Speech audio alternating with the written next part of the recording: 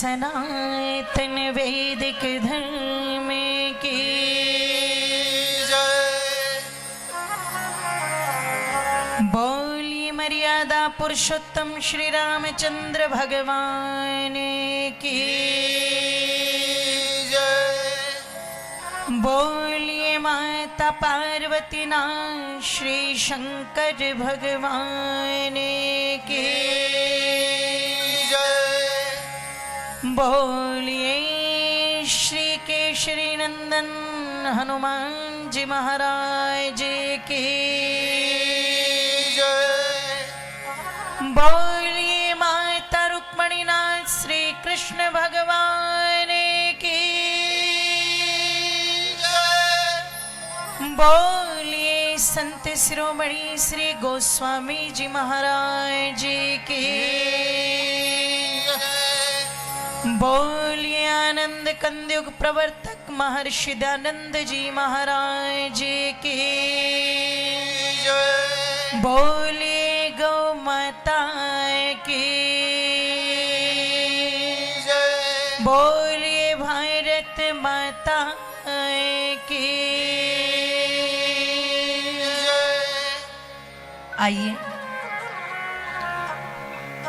अब सभी बड़ी शांति से अपना अपना स्थान ग्रहण कर लेंगे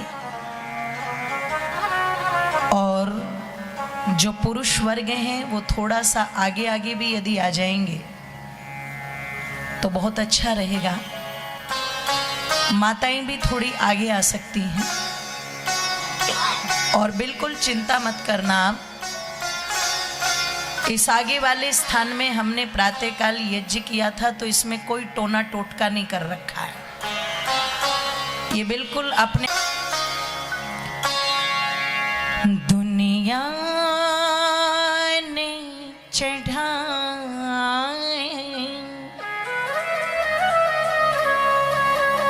फोड़ तुझे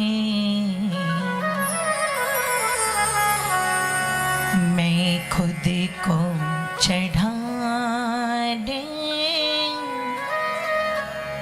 आई हूँ। भगवान तुम्हारे दर पर मैं मेरे नाम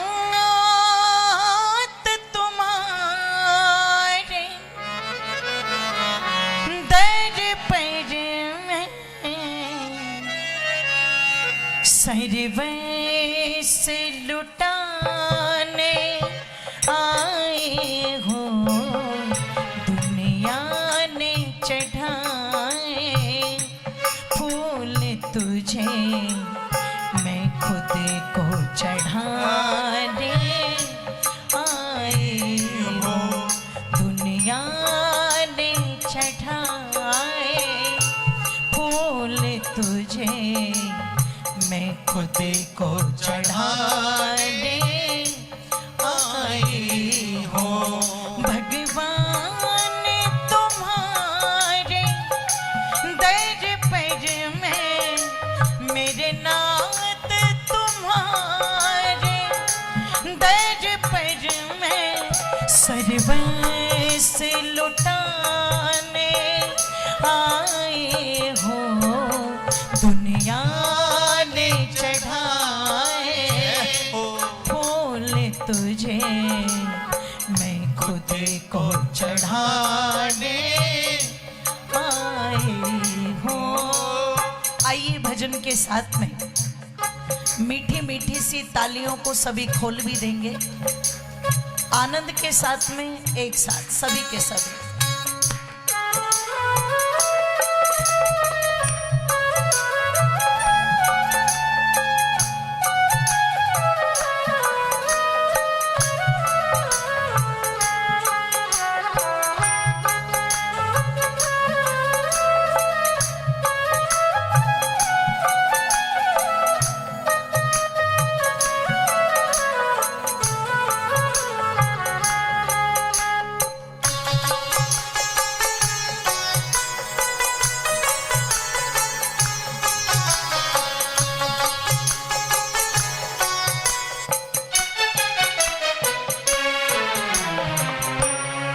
झूठे जग की झूठी माया, सच्चा सुख तेरे दर पाया। झूठे जग की झूठी माया, सच्चा सुख तेरे दर पाया। हृदय से लगा लो मेरे पिता, हृदय से लगा लो मेरे पिता। चरणों में समाने आए हो, दुनिया ने चढ़ाए फूल तुझे, मैं खुद को चढ़ाने आई हो। भगवान तुम्हारे दर पर मैं, मेरे नाथ तुम्हारे दर पर मैं, सर्वस्व लुटाने आए हो। दुनिया ने चढ़ाए फूल तुझे, मैं खुद को चढ़ाने आई हो।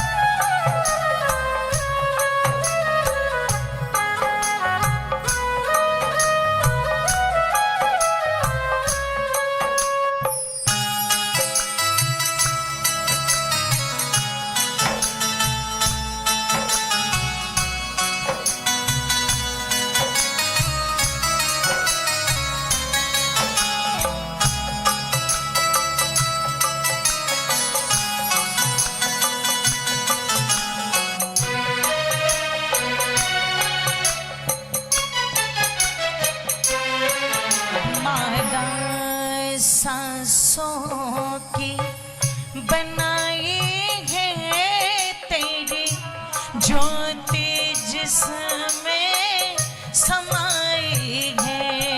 12 सांसों की बनाई है तेरी ज्योति, जिसमें समाई है।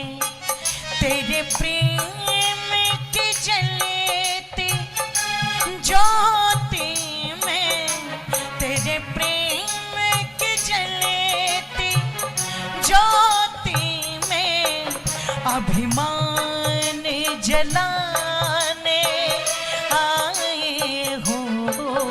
दुनिया ने चढ़ाए फूल तुझे, मैं खुद को चढ़ाने आई हूँ।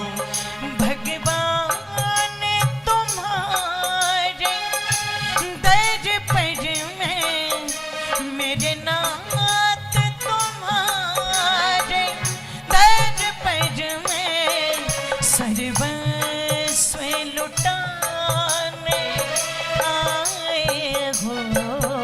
दुनिया ने चढ़ाए फूल तुझे, मैं खुद को चढ़ाने आई हूँ।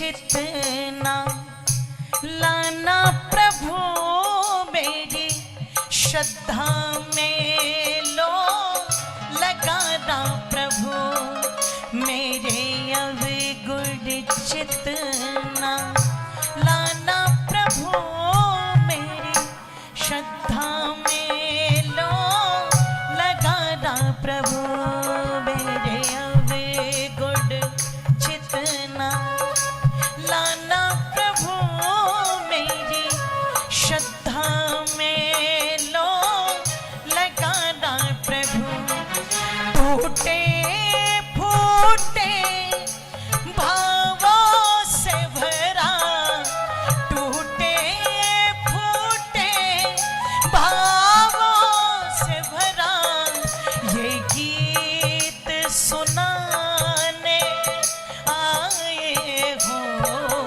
दुनिया ने चढ़ाए हो फूल तुझे मैं खुद को चढ़ाने आए हो दुनिया ने चढ़ाए फूल तुझे मैं खुद को चढ़ाने आई हूँ भगवान तुम्हारे दर पर में मेरे नाथ तुम्हारे दर पर में सर्वस्व लुटाने आए हो दुनिया ने चढ़ाए फूल तुझे मैं खुद को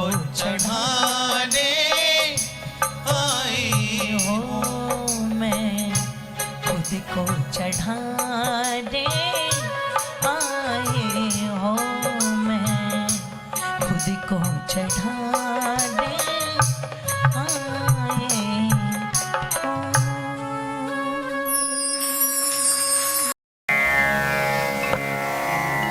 हूँ। मेरे सम्मुख उपस्थित इस भी श्रोता वृंद धर्मनिष्ठ महानुभाव शक्ति भक्ति का रूप वंदनीय मातृशक्ति उपस्थित मेरे प्रिय सभी भाइयों और बहनों ईश्वर की महती अनुकंपा से और हमारे आष्टा के करीब करीब जितने भी धार्मिक संगठन हैं जो अपने अपने माध्यम से सनातन को बढ़ाने के लिए अपने अपने क्षेत्र में बड़ी निष्ठा और बड़ी श्रद्धा से कार्य कर रहे हैं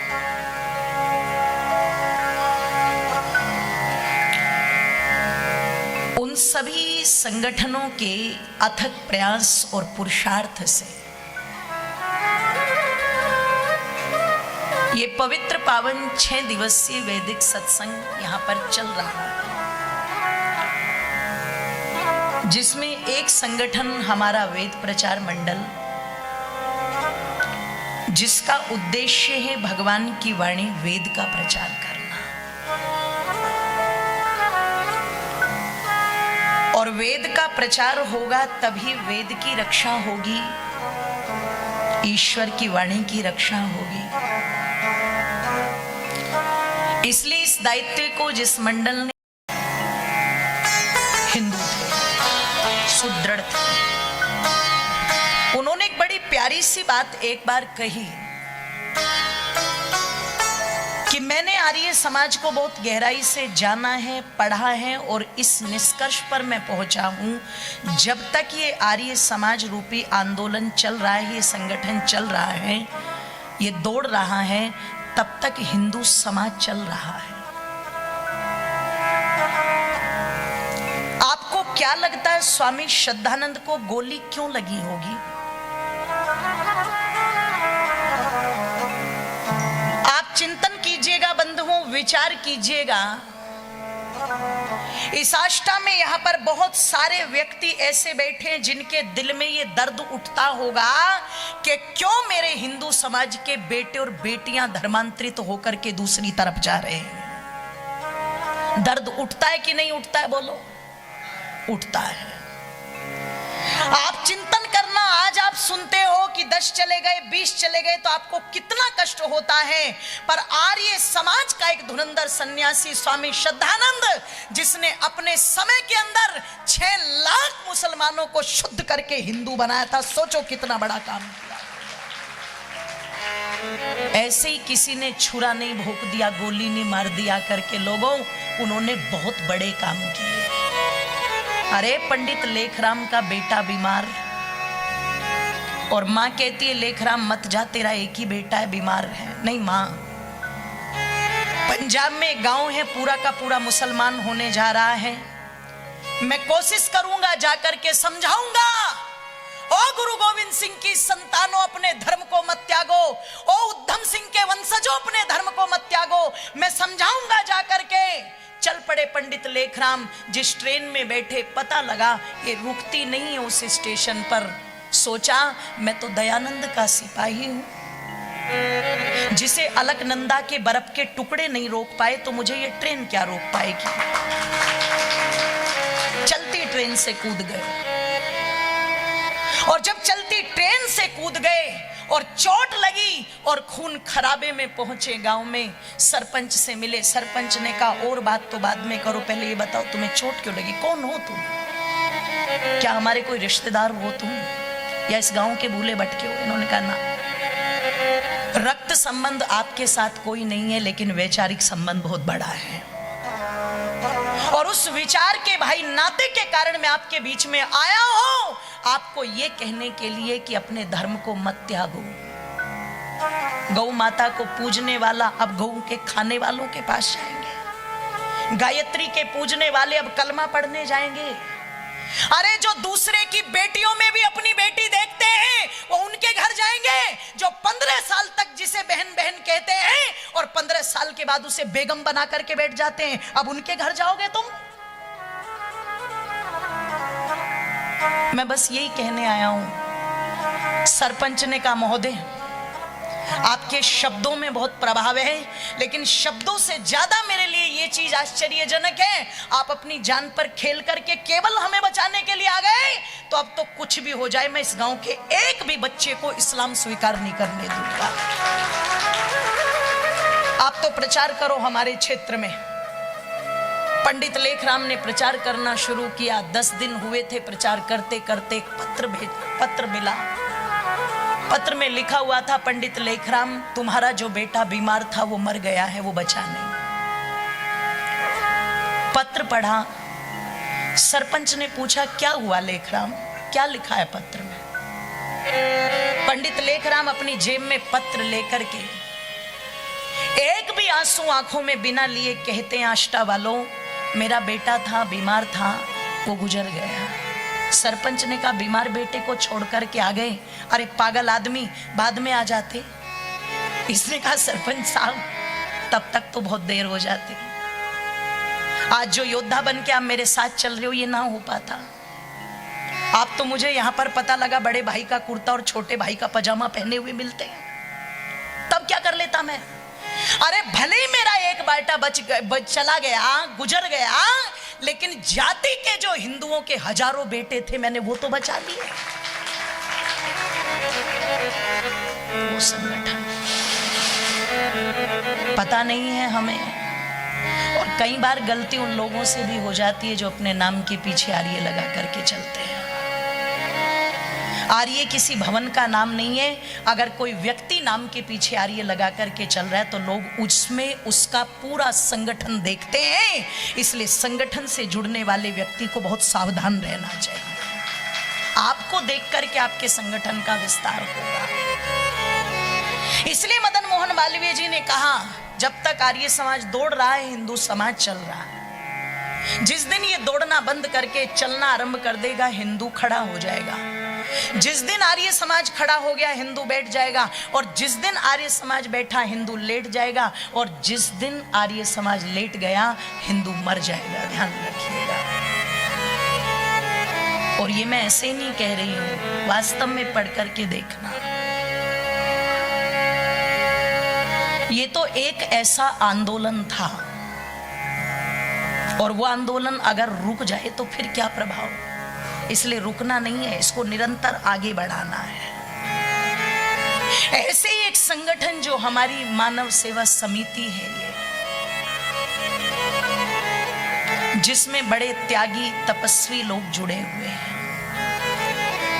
जो निश्चित मानवतावादी है और महापुरुषों की संस्कृति को विस्तार देने में इतनी बड़ी बड़ी भूमिका निभाते हैं कि समय समय पर पूरा का पूरा आष्टा जो है वो भगवा रंग में रंगा हुआ नजर आता है। ये इन्हीं संगठनों के कारण। तो एक बात जो मुझे बड़ी अच्छी लगी,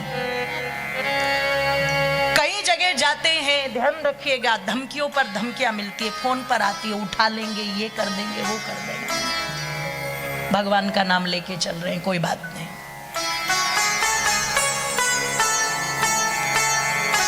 गीदड़ की मौत मरने से अच्छा है शान की मौत मरेंगे, अपने धर्म के लिए मरेंगे, अपने सनातन के लिए मरेंगे।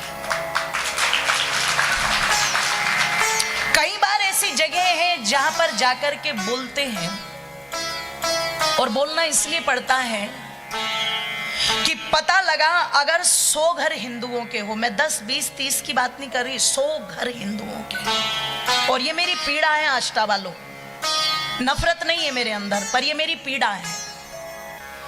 100 घर अगर हिंदुओं के होंगे तो उनमें एक तुर्की टोपी वाला बड़े आराम से भाईजान भाईजान भाईजान करते हुए रहेगा। सब मोहल्ले वालों को कोई दिक्कत नहीं, आराम से रहेगा। पर ध्यान रखना, 10 घर मुसलमानों के हो और उनके बीच में एक हिंदू हो, मैं नहीं बोलूंगी, तुम बताओ क्या होगा। है जी, मैं बताती हूं क्या होगा। भाई साहब मकान बिकवा दो, भाई साहब किसी से कह करके देखो ना एक बार मकान बिकवा दो। कितनी कीमत लगाइए भैया? इतनी कीमत। इतने में नहीं बिकेगा उस मोहल्ले में, थोड़ा नीचे आ। अब पता लगा कि अगर मकान की कीमत 1 करोड़ की है तो क्षमा कीजिएगा, मैंने वो लोग देखे जो 70-70 लाख में फेंक करके चले गए मकान। क्यों? रह नहीं सकते, वो रह नहीं सकते, उन्हें वहां से भागने पर मजबूर किया गया है। और ये सब जगह हुआ, और मैं सब जगह बोलती हूं ये बात, कब तक भागोगे? अफगानिस्तान भाग करके छोड़ दिया तुमने, म्यांमार छोड़ दिया तुमने, नेपाल छोड़ दिया तुमने, बांग्लादेश छोड़ दिया तुमने, पाकिस्तान की धरती छोड़ दी, कश्मीर छोड़ के भाग गए, बंगाल से आज भी पलायन जारी है, उत्तर प्रदेश से पलायन जारी है, पंजाब से भाग रहे, कहां कहां से भागोगे?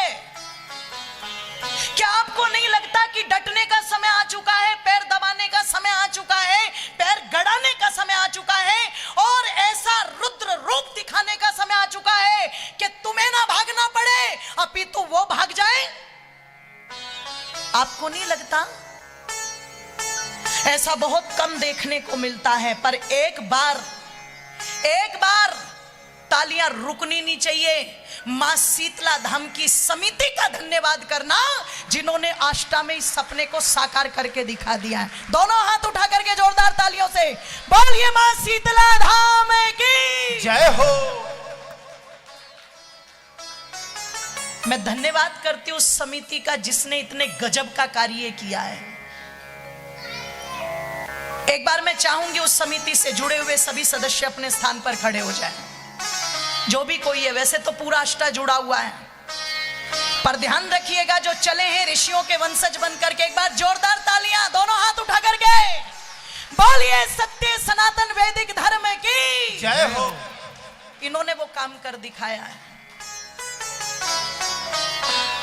इन्होंने वो कार्य करके दिखाया है। ध्यान रखिएगा कि उसी मोहल्ले में जाकर के पलायन हो रहा था जहां से, इन्होंने उसी मंदिर को, ओ मेरी माताओं, पुनः पुनः एक नया रूप दे करके निर्मित किया, और कहते हैं अपने आप में एक भव्य स्थान बनने जा रहा है।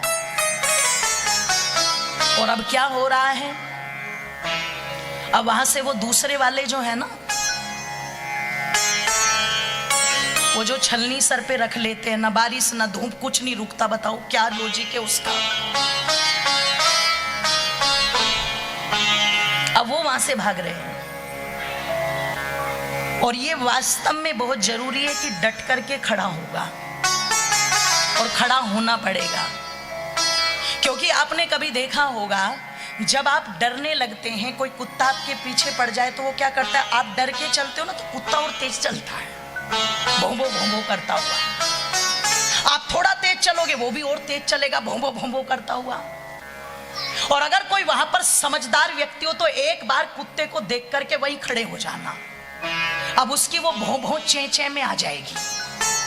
अब वो खड़ा खड़ा करेगा तो, पर उसका जो कंठ है वो बदल जाएगा, गला बैठ जाएगा उसका। और एक बार तुम हिम्मत करके उसकी तरफ आगे चलना, कुत्ता तुरंत वहां से भाग जाएगा। ये वही कायर कौम है जो तलवारों के नीचे झुक गई और जिन्होंने अपने धर्म का त्याग कर दिया। ये कोई साहसी कौम नहीं है। अरे जिन्होंने गर्दन पर आकर के तलवार रख दी, इन्होंने अपना धर्म परिवर्तन कर दिया। ये कहां के साहसी हुए, ये कहां के योद्धा हुए। अगर योद्धा होते तो बंदा बैरागी की तरह कट जाते, पर अपना धर्म त्याग करने वाले नहीं थे। और ये बात मैं नहीं कह रही हूं, मौलाना आजाद जो लंबे काल तक कांग्रेस के नेता रहे, उन्होंने कहा 95% जो भारत के अंदर है वो सब के सब कन्वर्टेड हैं, सब के सब। ये कोई साहसी कौम नहीं है, योद्धा नहीं है। ये योद्धा वो था वीर हकीकत राय, 14 साल का बच्चा, जो कहता है मैं अपनी गर्दन कटवा सकता हूं, लेकिन मेरी चोटी और जनेऊ को हाथ मत लगा देना, ये नहीं कटेगा, गर्दन कट जाएगी। ये थे साहसी, ये हमारे पूर्वज थे साहसी, जिन्होंने आज तक सनातन को हमारे घरों में जीवित करके रखा। और आज हम बैठ करके यहाँ रामायण की चौपाइयां, गीता के श्लोक, वेद के मंत्र बोल रहे हैं, वो थे साहसी। तो जो मुगलों की संगीनों के सामने झुके नहीं, जो डटे रहे, वो थे साहसी। उस साहस को बढ़ाना है। और मैं फिर कह दूं आप लोगों के सामने, मेरा कोई विरोध नहीं है उन लोगों से,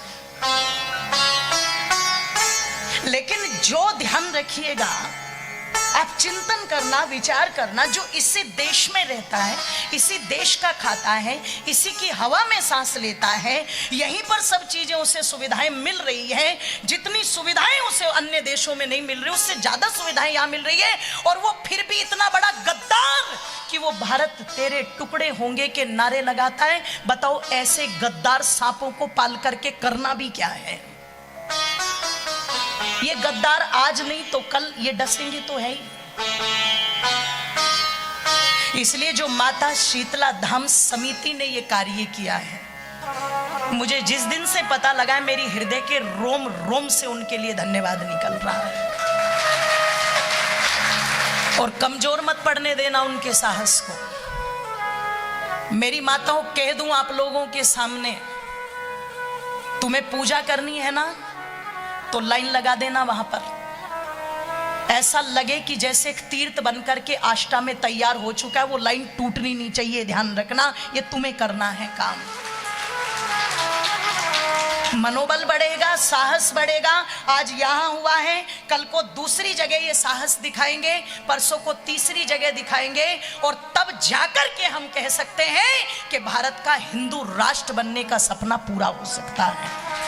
और वो होगा, पर वो तभी होगा जब तुम्हारे अंदर ये साहस और वीरता के भाव होंगे।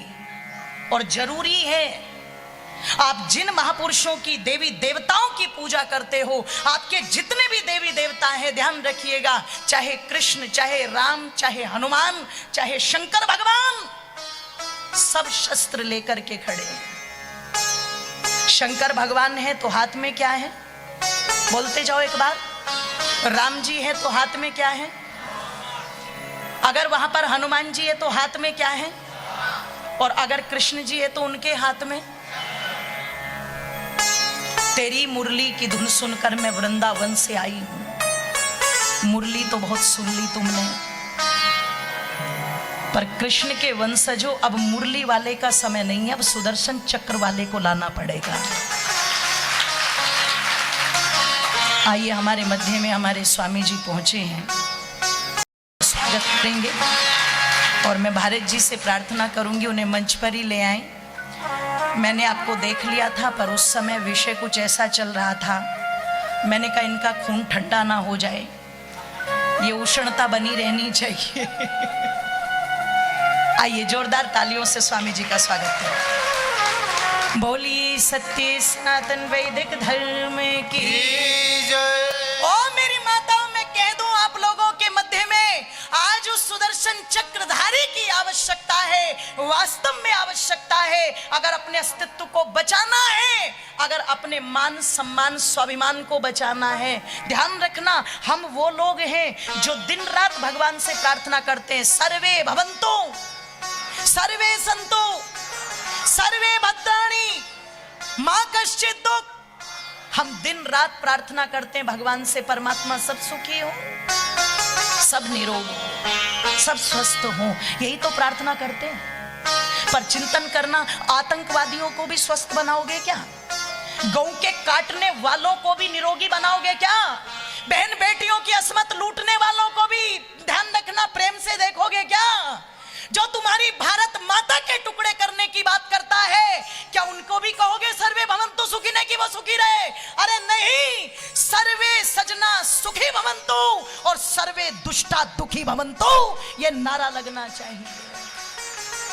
माना कि हम सबसे सुख की कामना करते हैं, पर मैं कहूंगी तुम्हें जरूरी है आज। और क्या जरूरी है? कि सदा अहिंसा सर्वोत्तम। तालियों को खोल भी देना और बोल भी देना। ना ना ना ना, चुनाव के लिए तो बैठे हैं बहुत सारे, इनमें से चुन लेना और इन्हें आगे ले आना जो जो ठीक लगे। कि सदा अहिंसा सर्वोत्तम मन की कस्तूरी है, कि सदा अहिंसा सर्वोत्तम मन की कस्तूरी है। और अगली बात पर तालियां बिल्कुल ऊपर की तरफ उठा देना, क्योंकि मैं वो वाली तो संत नहीं हूं कि एक गाल पर कोई चाटा मारे तो दूसरा भी आगे कर दो। मैं तो कहूंगी एक गाल पर कोई विधर्मी चाटा मारे तो इतने चाटे मारो कि दुनिया में कभी हाथ ना उठा सके। मैं उसकी वाहक हूं, मिट्टी से भी वहीं से ही आई हूं। कि सदा अहिंसा सर्वोत्तम मन की कस्तूरी है, कि सदा अहिंसा सर्वोत्तम मन की कस्तूरी है। अरे आज बांसुरी नहीं सुदर्शन चक्र जरूरी है। अरे आज बांसुरी नहीं सुदर्शन चक्र जरूरी है। सदा अहिंसा सर्वोत्तम, सदा अहिंसा सर्वोत्तम मन की कस्तूरी है। सदा अहिंसा सर्वोत्तम मन की कस्तूरी है। आज बांसुरी नहीं सुदर्शन चक्र जरूरी है। अरे आज बांसुरी नहीं सुदर्शन चक्र जरूरी है। दोनों हाथों को एक साथ ऊपर उठा करके बोलिए सत्य सनातन वैदिक धर्म की जय हो।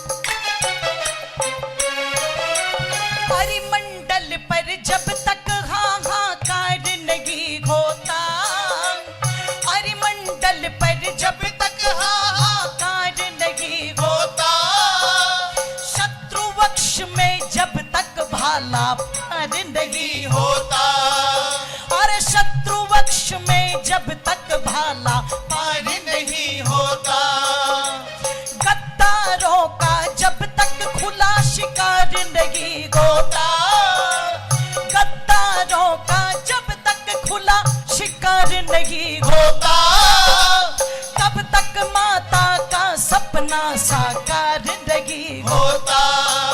अरे तब तक माता का सपना साकार नहीं होता।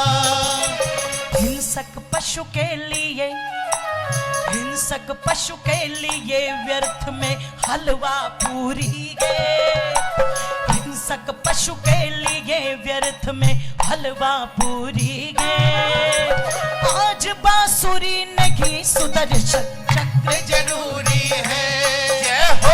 आज बांसुरी नहीं सुदर्शन चक्र जरूरी है।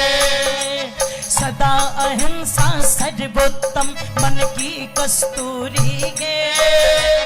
सदा अहिंसा सर्वोत्तम मन की कस्तूरी है। आज बांसुरी नहीं सुदर्शन चक्र जरूरी है। अरे आज बांसुरी नहीं सुदर्शन चक्र जरूरी है। दोनों हाथों को एक साथ उठा करके बोलिए भारत माता की जय हो।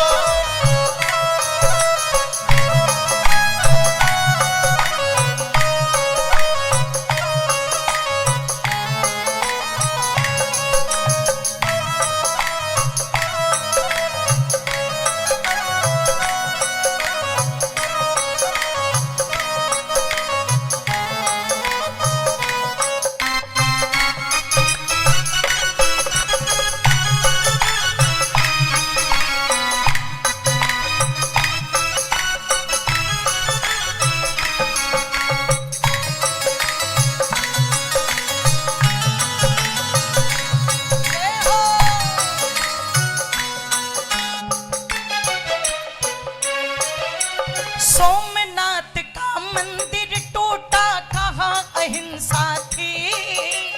सोमनाथ का मंदिर टूटा कहाँ अहिंसा थी। अरे शकहूणों ने हमको लूटा कहाँ अहिंसा थी। अरे शकहूणों ने हमको लूटा कहाँ अहिंसा थी। भिक्षुणियों के अंग थे काटे कहाँ अहिंसा थी। भिक्षुणियों के अंग थे काटे कहाँ अहिंसा थी। लाशों से व्यभिचार किया अजी कहाँ अहिंसा थी। लाशों से व्यभिचार किया अजी कहाँ अहिंसा थी। बिना शक्ति के भक्ति, बिना शक्ति के भक्ति भावना पंगु अधूरी गे। बिना शक्ति के भक्ति भावना पंगु अधूरी गे। आज बांसुरी नहीं सुदर्शन चक्र जरूरी है। जय हो। आज बांसुरी नहीं सुदर्शन चक्र जरूरी है। सदा अहिंसा सर्वोत्तम मन की कस्तूरी है। सदा अहिंसा सर्वोत्तम मन की कस्तूरी है। आज बांसुरी नहीं सुदर्शन चक्र जरूरी है। अरे आज बांसुरी नहीं सुदर्शन चक्र जरूरी है। दोनों हाथों को एक साथ उठा करके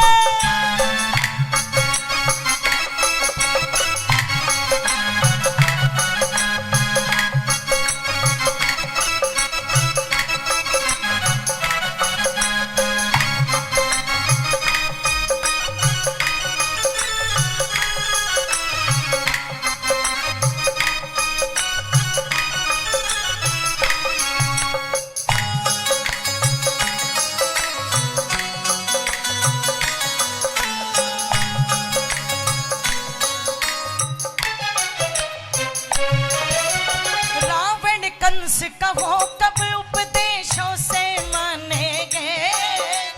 रावण कंस कहो कब उपदेशों से मानेंगे। सच्चाई को सदा इन्होंने दिए जिताने हैं। हाँ सच्चाई को सदा इन्होंने दिए जिताने हैं। काम सांप का डसना है मौके पर डस लेगा। काम सांप का डसना है मौके पर डस लेगा। मौके पर तुमको अपने पंजों में कस लेगा। हाँ, मौके पर तुमको अपने पंजों में कस लेगा। और समाधान क्या है? दुष्ट नहीं माने तो, दुष्ट नहीं माने तो हिंसा बहुत जरूरी है। दुष्ट नहीं माने तो हिंसा बहुत जरूरी है। आज बांसुरी नहीं सुदर्शन चक्र जरूरी है। अरे आज बांसुरी नहीं सुदर्शन चक्र जरूरी है। सदा अहिंसा सर्वोत्तम, सदा अहिंसा सर्वोत्तम मन की कस्तूरी है। सदा अहिंसा अहिंसा सर्वोत्तम मन की कस्तूरी है। आज बांसुरी नहीं सुदर्शन चक्र जरूरी है। अरे आज बांसुरी नहीं सुदर्शन चक्र जरूरी है। अरे आज बांसुरी नहीं सुदर्शन चक्र जरूरी है। अरे आज बांसुरी नहीं सुदर्शन चक्र जरूरी है। अरे आज बांसुरी नहीं सुदर्शन चक्र जरूरी है। अरे आज बांसुरी नहीं सुदर्शन चक्र जरूरी है। सुदर्शन धारी आजा, जय हो ओ कृष्ण मुरारी आजा। सुदर्शन धारी आजा। जय हो ओ कृष्ण मुरारी आजा। अरे सोनी हो गई भारत माँ की, सोनी हो गई भारत माँ की। गोदी रे घनश्याम, अरे गोदी रे घनश्याम सुदर्शन धारी आजा। जय हो ओ कृष्ण मुरारी आजा। सुदर्शन धारी आजा। ओ कृष्ण मुरारी आजा। सुदर्शन धारी आजा, ओ कृष्ण मुरारी आजा। सुदर्शन धारी आजा। ओ कृष्ण मुरारी आजा। सुदर्शन धारी आजा, ओ कृष्ण मुरारी आजा। सुदर्शन धारी आजा। ओ कृष्ण मुरारी आजा। अरे आज बांसुरी नहीं सुदर्शन चक्र जरूरी। आज बांसुरी नहीं सुदर्शन चक्र जरूरी है। सुदर्शन चक्र चक्र जरूरी है। सुदर्शन चक्र चक्र जरूरी है। सुदर्शन चक्र जरूरी है। सुदर्शन चक्र जरूरी है। सुदर्शन चक्र जरूरी है। चक्र जरूरी है। चक्र जरूरी है। सुदर्शन चक्र जरूरी है। सुदर्शन चक्र जरूरी है।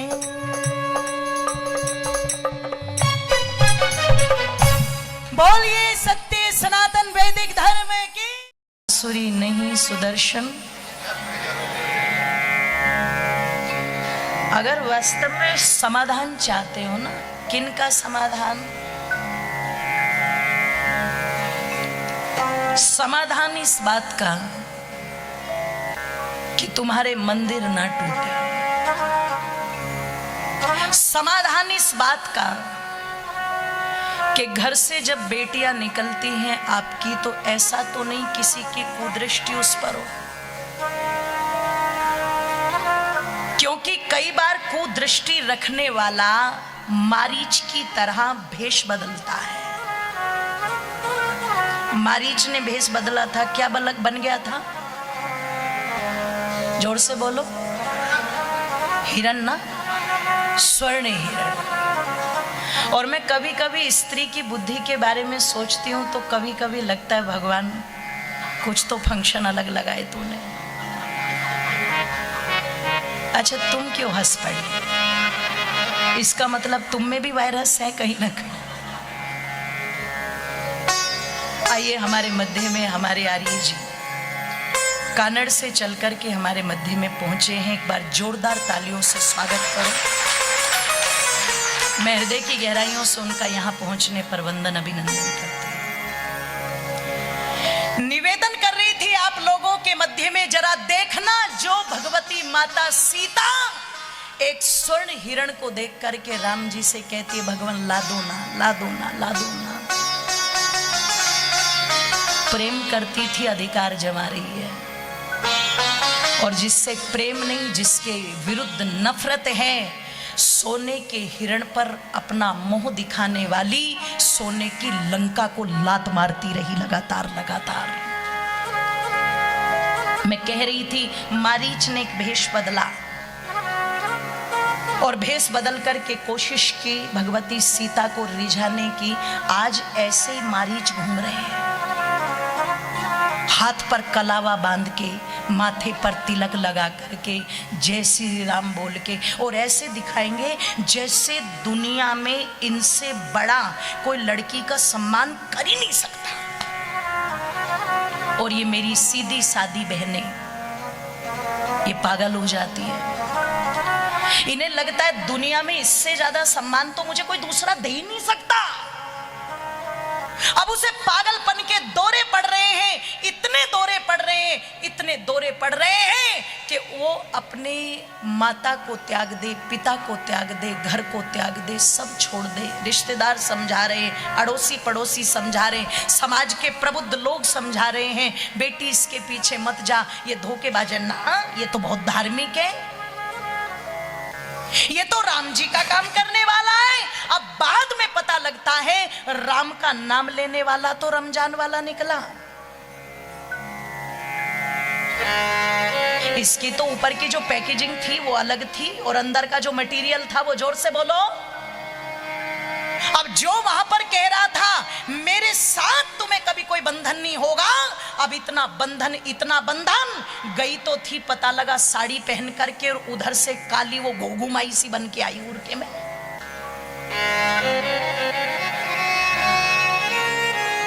ओ मेरी माताओं, जब तक परिवार के माता पिता खून के आंसू नहीं रो लेते तब तक तो उसको पूरा प्यार मिलता है वहां। क्योंकि थाने में माँ बाप खड़े हुए रो रहे हैं तो लड़की माँ बाप के आंसुओं को नहीं देख पा रही, उल्टा उनके विरोध में बयान दे रही है। पता लगा अदालत के अंदर चले गए तो वहां रो रहे माँ बाप, वहां भी ये पूरी दृढ़, नहीं जी मैं तो अब जो भी कुछ है, मेरे तो वो मुड़ी हुई चोटी वाली है ना एक पिक्चर में, वो बन जाती है, मेरा पति मेरा देवता है।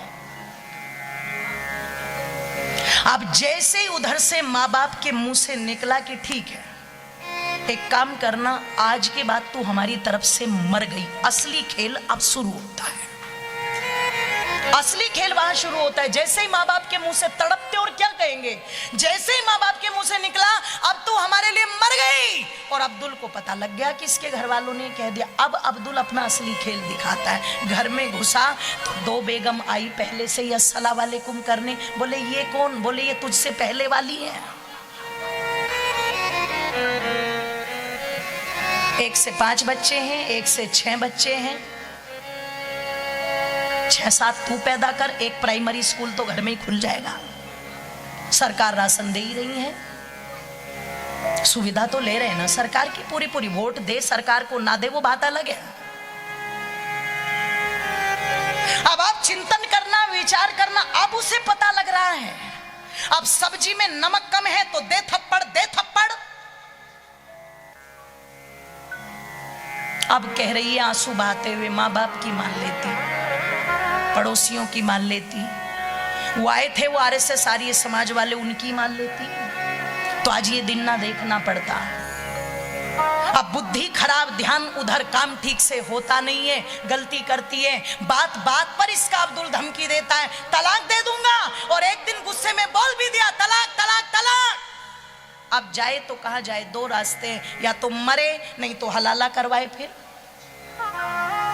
और तब उन्हें लगता है इससे नरक से भी बदतर जीवन है ये, इससे बदतर कुछ हो नहीं सकता।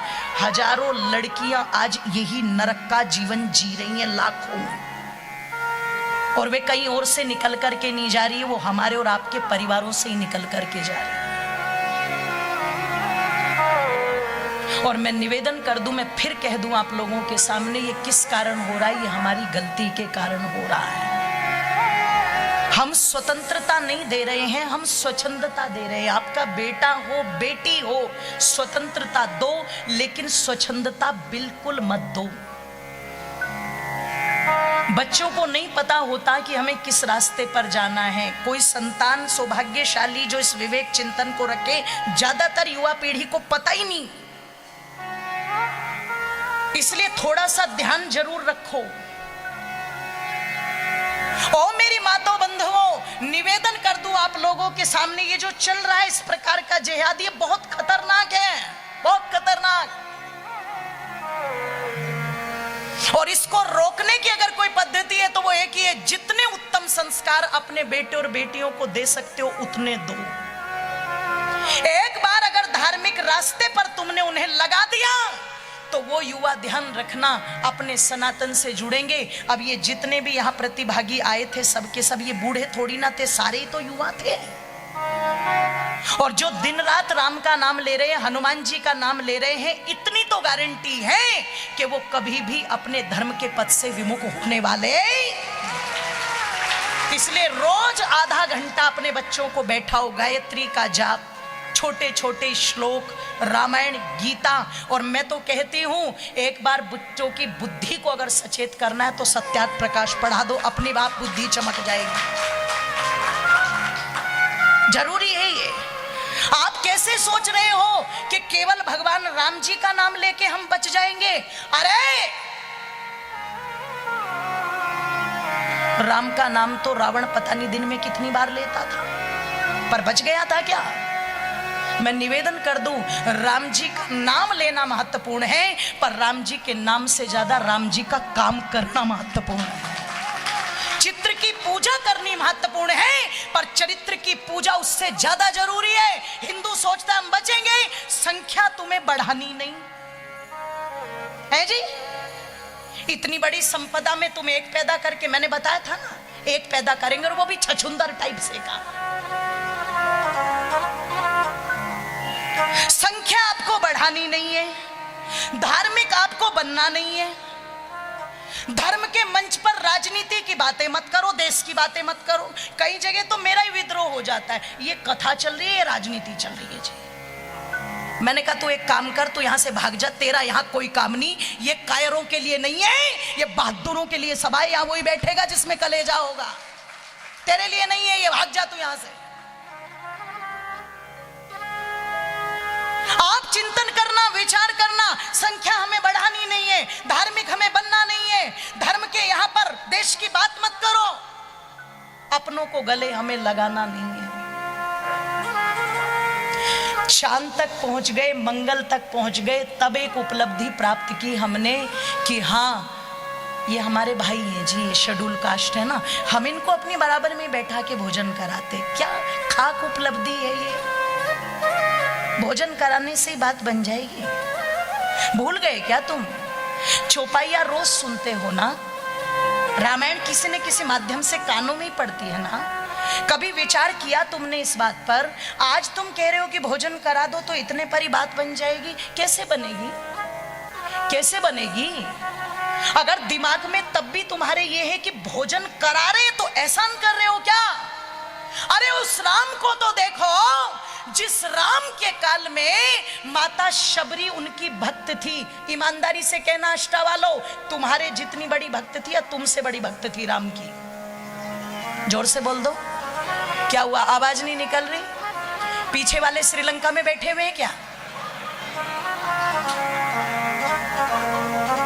सबसे बड़ी थी ना, सबसे बड़ी। और वो सबसे बड़ी भक्त जो है, आज तो अगर कोई भक्त होगा, कोई कहेगा मैं खाटू श्याम जी का दीवाना हूं, तो तुरंत भागेगा। कोई कहेगा जी मैं तो गोवर्धन का दीवाना हूं, तुरंत भागेगा परिक्रमा के लिए।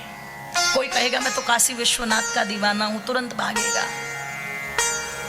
है जी, माता शबरी हमसे बड़ी भक्त थी, पर मैं कई बार सोचती हूं इतनी बड़ी भक्त होकर के भी अयोध्या क्यों नहीं आई? सोचो। फिर मुझे लगा कि शायद अयोध्या दूर पड़ती होगी और माता सबरी थोड़ी बुजुर्ग होगी, तो चलो रामचंद्र जी चित्रकूट में रहे, चित्रकूट में आ जाती। कोई कहे चित्रकूट भी ज्यादा दूर था, अयोध्या के पास ही था, तो चलो कोई बात नहीं। उसके बाद रामचंद्र जी सीधे पहुंच गए दंडक वन, छत्तीसगढ़ की तरफ। वहां भी माता सबरी चल करके आ सकती थी कि नहीं आ सकती थी? 10 साल रहे राम, पर आई क्या? और कोई कहे वहां भी दूरी थी, तो चलो और आगे बढ़ जाते। 2 साल पंचवटी में गोदावरी नदी के तट पर रहे राम, और वहां से कोई दूरी नहीं थी पंपा सरोवर की, पर वहां भी चल करके माता शबरी, जोर से बोलो, हम भगवान को दिखा रहे हैं, झंडा लेके आ रहा हूं, निशान लेके आ रहा हूं, तेरे लिए हलवा लेके आ रहा हूं। कोई कहती है हे भगवान, अब की बार बेटे का विवाह करा दे, छतर चढ़ाऊंगी। ये नहीं पता उसकी छत्र छाया में बैठे हुए हो, तुम्हारी औकात, तुम उस पे छत्र चढ़ोगे, तुम उसकी छत्र छाया में बैठे हो। वहां भी नहीं आई माता सबरी। इतनी बड़ी भक्त है राम की, और उसकी भक्ति का फल ये है वो उस राम जी के पास नहीं आई, पर राम जी को अपने पास बुला करके छोड़ा। ये भक्ति है, ये भक्ति है। सबरी की संतानों ने हमसे कहा कि मंदिर में पूजा करनी है। हमने कहा तुम नीच अछूत, तुम चढ़ोगे हमारे मंदिरों पर, नीचे उतरो। उन्होंने कहा भैया तुम्हारी बराबर में बैठना है, तुम बैठोगे तुम्हारी औकात।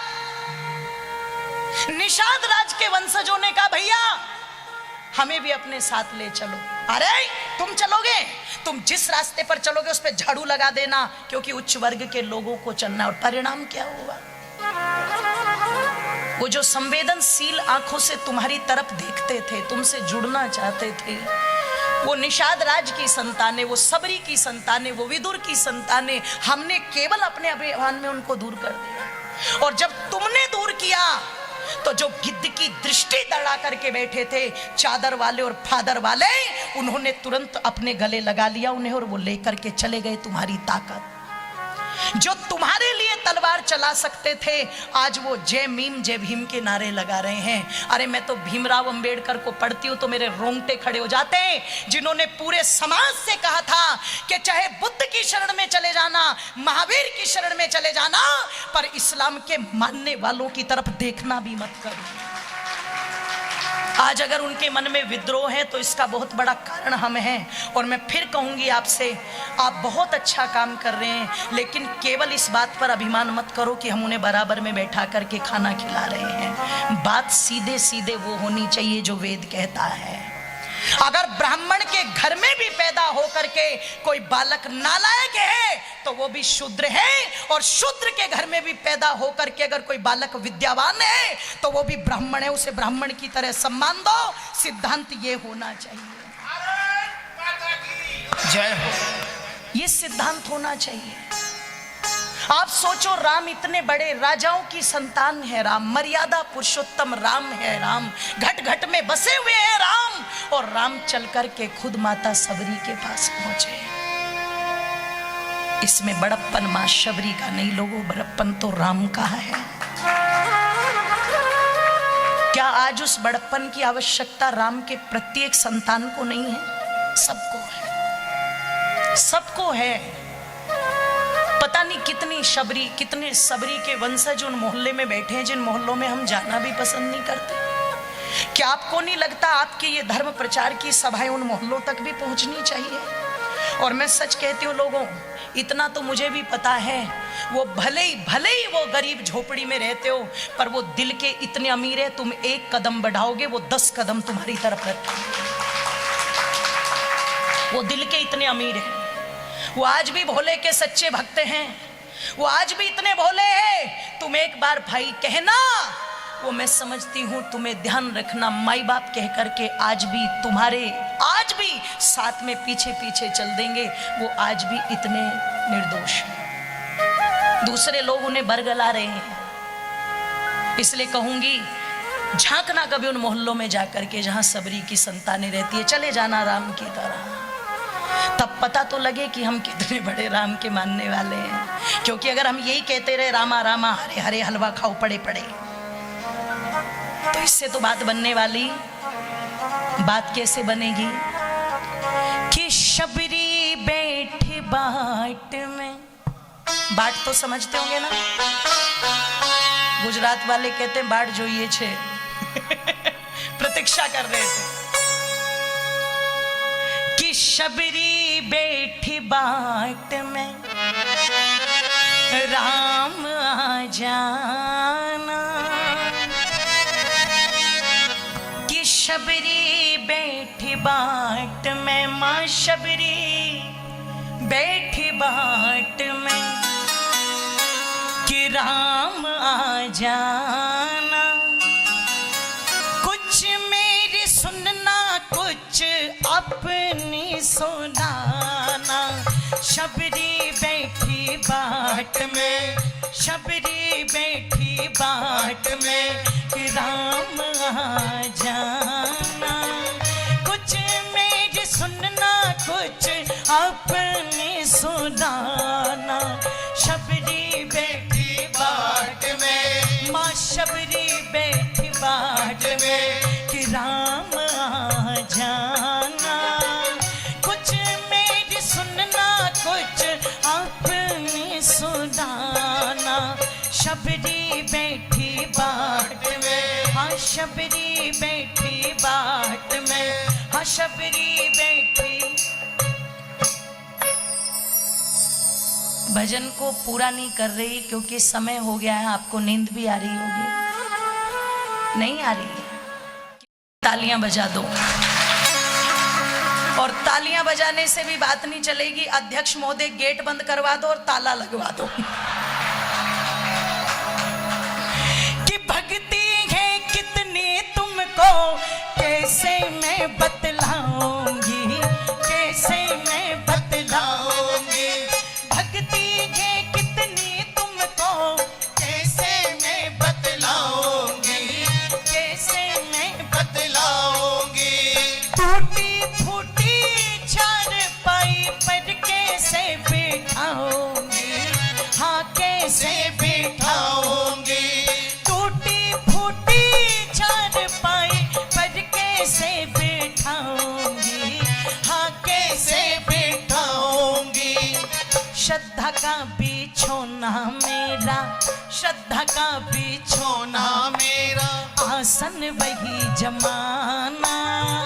श्रद्धा का बिछोना मेरा, आसन वही जमाना। कुछ मेरी सुनना कुछ अपनी सुनाना, कुछ मेरी सुनना कुछ अपनी सुनाना। शबरी बैठी बाट में, माँ शबरी बैठी बाट में राम आ जाना, कुछ मेरी सुनना कुछ अपनी सुनाना।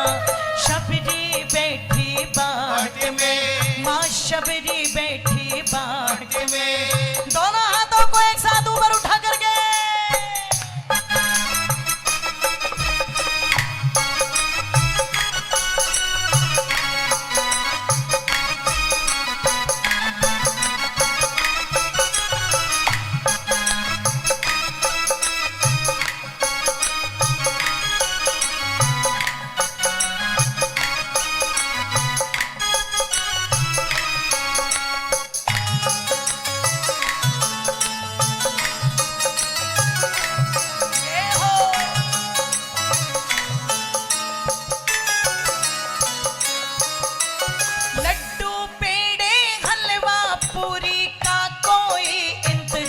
नहीं, हाजी कोई इंतजाम नहीं। लड्डू पेड़े हलवा पूरी का कोई इंतजाम नहीं, हाजी कोई इंतजाम नहीं। मक्खन मेवा मिश्री रे छप्पन भोग कोई पकवान नहीं, हाजी कोई पकवान नहीं। मक्खन मेवा मिश्री छप्पन भोग कोई पकवान नहीं, हाजी कोई पकवान नहीं। रूख सूखे बेरों का ही, रूखे सूखे बेरों का ही भोग लगाना। कुछ मेरी सुनना, कुछ अपनी सुनाना। शबरी बैठी बाट में, शबरी बैठी बाट में, कि राम आ जाना। कुछ मेरी सुनना, कुछ अपनी सुनाना। शबरी बैठी बाट में, माँ शबरी बैठी बाट में। बोलिए श्यावर रामचंद्र भगवान की जय हो। तो एक साथ ऊपर उठा करके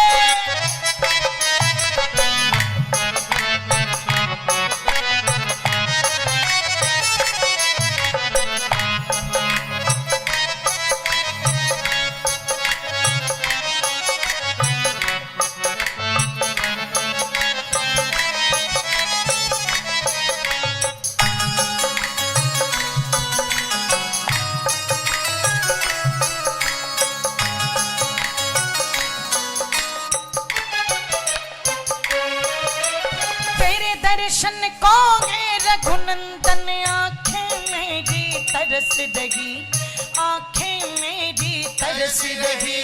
तेरे दर्शन को है रघुनंदन, आंखें मेरी तरस रही, आंखें मेरी तरस रही। जिस रास्ते से तुम आओगे उसको ये अंजलि निरख रही, उसको ये अंजलि निरख रही। जिस रास्ते से तुम आओगे उसको ये अंजलि निरख रही, उसको ये अंजलि निरख रही। है मझधार मेरी नैया, है मझधार मेरी नैया, मेरे रामा पार लगाना। है मझधार मेरी नैया, मेरे रामा पार लगाना। कुछ मेरी सुनना, कुछ अपनी सुनाना। शबरी बैठी बाट में, माँ सबरी बैठी बाट में, कि राम आ जाना। कुछ मेरी सुनना, कुछ अपनी सुनाना। शबरी बैठी बाट में, सबरी बैठी बाट में, कि राम आ जाना। जय हो। कुछ मेरी सुनना, कुछ अपनी सुनाना। शबरी बैठी बाट में, कि राम आ जाना। कुछ मेरी सुनना, कुछ अपनी सुनाना। शबरी बैठी बाट में, माँ शबरी बैठी बाट में, कि राम आ जाना। कुछ मेरी सुनना, कुछ अपनी सुनाना। शबरी बैठी बाट में, माँ शबरी बैठी बाट में, माँ शबरी बैठी बाट में। अरे रामा रामा करते करते बीत गए उमरिया। रामा रामा करते करते बीत गए उमरिया। दशरथ नंदन कब आओगे, रघुकुल नंदन कब आओगे। शबरी की डगरिया। रामा रामा करते करते, रामा रामा करते करते, रामा रामा करते करते, रामा रामा करते करते करते करते जी करते करते, करते करते करते करते, करते करते करते करते। रामा रामा रामा। जय हो। रामा रामा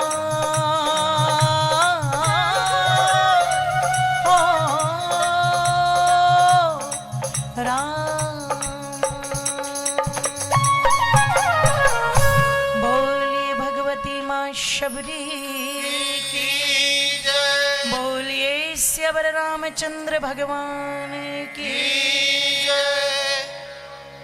अगर भगवान राम माता शबरी के यहाँ जा सकते हैं और उन्हें सम्मान इस रूप में दे सकते हैं, तो आज भी माँ शबरी के वंशजों को वही सम्मान देने की आवश्यकता है। एहसान नहीं रखना, योग्यता का सम्मान करना है, गुणवत्ता का सम्मान करना है। ये समाधान है, इस समाधान की तरफ बढ़ो और आइए इस समाधान की तरफ जो बढ़े वो कुछ करके चले गए अपने समाज के लिए, अपने देश के लिए। दुनिया आज भी उनके गीत गाती है। और कुछ तो ऐसे थे, ध्यान रखिएगा, जिन्होंने परवाह ही नहीं की। आप विचार करना, क्या महाराणा प्रताप ने परवाह की? क्या छत्रपति शिवाजी ने परवाह की? नहीं। अरे गुरु गोविंद सिंह के 4 बेटे हैं, जोरावर सिंह, फतेह सिंह, करतार सिंह, जुझार सिंह। चारों के चारों बेटे शहीद 2 चमकौर के युद्ध में 2 सरहिंद की दीवारों में चिन दिए गए। और तब भी गुरु गोविंद सिंह के मुंह से एक ही बात निकली थी, इन पुत्रन के शीश पर वार दिए सुत 4 और 4 मुए तो क्या हुए, जीवित 4000। किस लिए? सनातन के लिए, देश के लिए, राष्ट्र के लिए। ओ मेरी माताओं, निवेदन कर दूं आप लोगों के मध्य में, भारत मां के वीर सपूत पता नहीं कितनी कितनी संख्या में कितने अद्भुत कारनामे किए गए, जिसमें से एक नाम आता है पंजाब की धरती में जन्मा एक शेर, जिसका नाम था सरदार ऊधम सिंह। अरे जलियांवाले बाग के अंदर जिसके पिता के साथ हजारों हजारों लोग मारे गए, एक दिन विद्यालय से उधम सिंह आकर के कहता, माँ बहुत दिन से पूछने का मन है पर पूछ नहीं पाता। ये बताओ, सारी माताएं हाथ में चूड़ियां पहनती है, माथे पर बिंदी लगाती है, लाल पीली साड़ी पहनती है, तुम ना चूड़ियां पहनती ना बिंदी लगाती, हमेशा नंगे पैर इस सफेद साड़ी में लिपटी रहती हो। वो कहती है, उधम कभी मैं भी चूड़ियां पहनती थी, बिंदी लगाती थी, सब कुछ था जब तेरे पिता थे,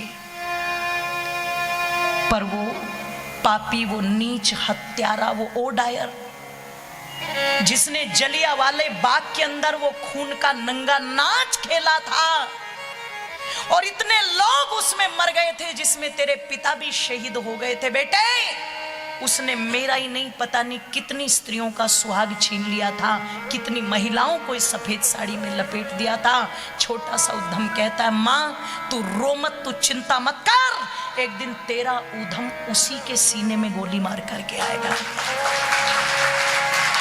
छोटा सा बच्चा। आज वाले तो हनी सिंह के गानों पर रैप करते घूम रहे हैं गलियों में। अब माँ को लगा बच्चा है, भावुकता में बोल दिया, पर जानती नहीं थी। अरे वो 20-22 साल की उम्र में लंदन पढ़ने गया और पढ़ाई तो एक बहाना था, डायर को मिटाना था।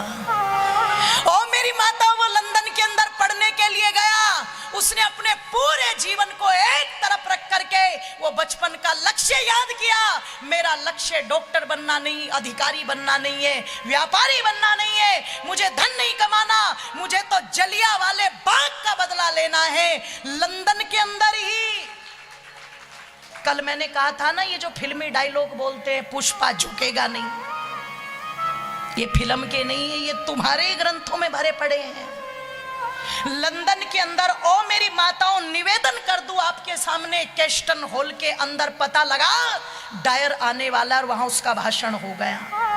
किताब के अंदर कटिंग की, उसमें बंदूक रखी, किताब को हाथ में लेकर के, और ऊधम सिंह पता लगा कोट पहन के, हैट लगा के पहुंच गया कैस्टन हॉल के अंदर। और जब डायर खड़ा हुआ, उसका मालाओं से सम्मान हुआ और उसने बोलना शुरू किया लंदन के उस कैस्टन हॉल में कि भारत के अंदर हमने भारत के लोगों को ऐसे मारा जैसे कीड़ी और मकोड़ों को मार दिया हो। मैंने आदेश दिया, गोलियां चलने लगी, लोग अपनी जान बचा बचा करके कुएं में कूदने लगे। जब वो गर्व से बता रहा था, वो पंजाब का शेर, वो भारत माता का सच्चा सपूत खड़ा हुआ, बंदूक निकाली, 3 गोलियां डायर के घर में ही बैठ करके उसके सीने में उतार दी। वो शहीद ऊधम सिंह, आज उनका दिन। ऐसे ऐसे लोगों के कारण हम यहाँ बैठे हुए हैं। और मैं कहती चली जाऊंगी और 18 मिनट पता नहीं कब 18 घंटों में बदल जाएगी और तुम कहोगे ये किसे बैठा दिया। ओ मेरी माताओं बंधुओं, मैं सच बताऊं, मैं रोक अपने आप को इसलिए नहीं पाती हूं क्योंकि वास्तव में मुझे दुख होता है इतने वीर महापुरुषों की संतानें आज इतनी कमजोर क्यों बन रही हैं। बस ये कमजोरी बर्दाश्त नहीं हो रही। मेरा उद्देश्य है इस कमजोरी को ताकत में बदलना। बस मैं झोली फैला के निकल पड़ी उस हिंदुत्व के लिए। आप देखना इस झोली में कितने संकल्प डलेंगे मुझे नहीं पता, पर मैं इतना जानती हूँ, खून कहते हैं जोर मारता है, रंग दिखाता है, रंग दिखाएगा जरूर। एक दिन मेरा भारत राम का भारत, कृष्ण का भारत, दयानंद का भारत बनेगा, हनुमान का भारत बनेगा। ये वो भारत बनाना है, बस इस संकल्प को लेना। इसलिए जब भी इस प्रकार के कार्य हो, करने वाले चाहे कोई भी आए, या मैं बैठी हूँ, कोई दूसरे कथावाचक बैठे हैं, कोई और धर्माचार्य बैठे, इससे मतलब नहीं है कौन बैठा है। बस जो बैठा अगर वो हिंदुत्व की बात कर रहा है तो अपना सर्वस्व न्योछावर कर देना। आज मुझे बहुत अच्छा लगा प्रातःकाल जब हम यज्ञ कर रहे थे तो इतने श्रद्धालु, एक छोटी सी बात मैंने कही कि अपने धर्म के लिए, अपने देश के लिए अपना तन मन धन जो सामर्थ्य दिए वो लगा दो। तुरंत यजमान उठ करके आने लगे। राशि तो 2100 रुपए की थी, पर मेरा उत्साह 21 लाख रुपए के बराबर था। ध्यान रखो।